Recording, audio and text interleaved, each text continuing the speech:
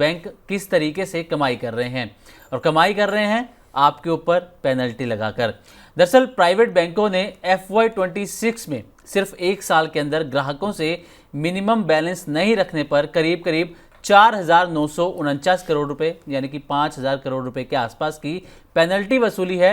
और इसी FY26 में प्राइवेट बैंकों ने ये जो वसूली की है उसमें कौन से बैंक टॉप पर हैं, अगर बात करें, पहले अगर सरकारी बैंकों की बात करें, ये तो हमने प्राइवेट बैंकों को बताया कि 5,000 करोड़ रुपए के आसपास की रकम वसूली है पेनल्टी लगाकर, और जो सरकारी बैंक हैं उन्होंने 2,137 करोड़ रुपए वसूले हैं मिनिमम बैलेंस ना रखने को लेकर। हालांकि जो सरकारी बैंक हैं वो इस तरीके की जो शर्तें हैं वो हटाते जा रहे हैं लगातार, लेकिन प्राइवेट बैंकों में ये शर्तें बनी हुई हैं। आपको इसी में आगे ये भी बताएंगे कि किस बैंक ने सबसे ज़्यादा कमाए हैं। लेकिन प्रवीण सर, आपको नहीं लगता कि जिस तरीके से प्राइवेट बैंकों ने 5,000 करोड़ एक साल में कमा लिए सिर्फ पेनल्टी लगाकर, ये आपको प्रैक्टिस थोड़ी सी गलत नहीं लगती है वाली? नहीं, केवल प्राइवेट बैंक नहीं है, सरकारी बैंकों का कम है, लेकिन आप दोनों को अगर कंबाइंड कर लेंगे 5,000 करोड़ प्राइवेट बैंकों के और 2,000 करोड़ सरकारी बैंकों के, तो 7,000 करोड़ रुपए से ऊपर की रकम निकलती है एक साल में आपके खाते में। जो बैंकों की प्रिस्क्राइब्ड जो सीमा है कि साहब कम से कम 10,000 रुपये, कम से कम 50,000 रुपये रखिए, उससे आप अगर थोड़ा कम ज़्यादा आपका होता है एवरेज लेवल पे, तो आप पर एक चार्ज थोप दिया जाता है। और आप समझिए कि 7,000 करोड़ रुपए आम आदमी की जेब से चला जाना केवल और केवल इस मद में कि साहब आपके खाते में पैसा कम है, सिर्फ एक साल के अंदर वो भी। बिल्कुल। तो बैंक दरअसल इस ट्रेंड को, और ये भी आंकड़ा सरकार ने संसद में जारी किया, बिल्कुल। आप समझिए कि संसद में जो सरकार आंकड़े जारी करते हैं उनसे बहुत सारी ऐसी चीजें पता चलती हैं कि लोगों पर किस तरह के बिना वजह के बर्डन बैंक्स और या तमाम तरह से डाले जाते हैं। अब इसमें आपने HDFC बैंक और एक्सिस बैंक, इनके जो आंकड़े हैं वो तो हैं ही, लेकिन आप समझिए कि बैंकों ने पिछले कुछ वर्षों में जो ब्याज से कमाई का जो उनका मुख्य धंधा था उससे बाहर निकलकर फी कमीशन और या जो फीस के जरिए होने वाली कमाई है उस पर ज़्यादा जोर देना शुरू किया है। बिल्कुल। चाहे ATM के चार्ज हों, चाहे आपके चेकबुक का चार्ज हो, चाहे आपका दूसरे जो तमाम SMS या बाकी के जो अलर्ट हैं, ट्रांजैक्शन अलर्ट हैं, इनको प्रोवाइड कराने की बात हो, बैंक लंबे चौड़े अमाउंट जो है वसूलती है। और आप समझिए कि मैं एक डेटा देख रहा था, HDFC बैंक ने ही FY26 में अकेले इस तरह की जो फीस और कमीशन की जो इनकम है इससे 35,000 करोड़ रुपए जुटाए हैं। ICICI बैंक ने 27,000 करोड़ रुपए और एक्सिस बैंक ने 20,000 करोड़। तो बैंकों की जो कमाई है उसका अब एक बड़ा हिस्सा इस तरह की नॉन इंटरेस्ट इनकम के तौर पर सिमरनजीत आता हुआ दिखाई दे रहा है। बिल्कुल। प्रवीण सर, आपने यहाँ पर एक डेटा बताया, इंटरेस्टिंग डेटा बताया, एक डेटा मैं भी रखना चाहूँगा जो कि संसद में वित्त राज्य मंत्री पंकज चौधरी ने ये डेटा यहाँ पर पेश किया।